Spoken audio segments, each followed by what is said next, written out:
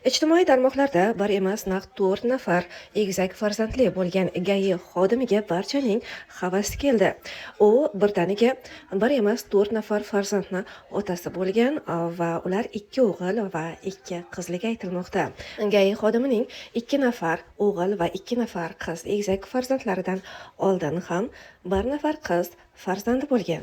Kuni kecha Toshkent viloyatida 4 nafar egizak dunyoga keldi va men hozirda aynan ushbu farzandlarning otasi bilan birga turibman.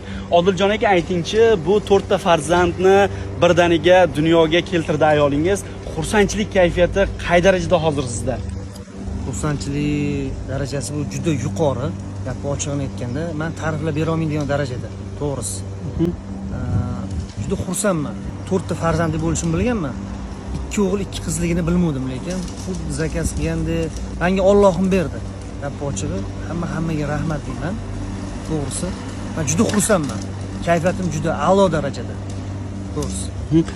Mana shu 4 nafar farzandingizni, ikkisi o'g'il, ikkisi qiz. Ularga nima ism qo'ydingiz? Yusuf, Yunus, Sadiya, Samiya deb qo'ydik.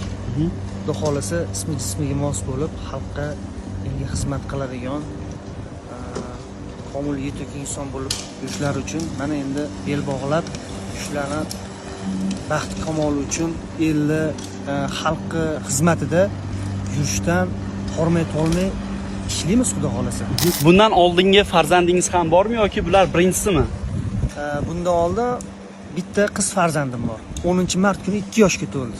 Unga ham juda katta sovg'a bo'ldi. Birdaniga 2 ta ukali, 2 ta singilli bo'ldi. Aka, tabriklayman. Farzand muborak bo'lsin. Rahmat.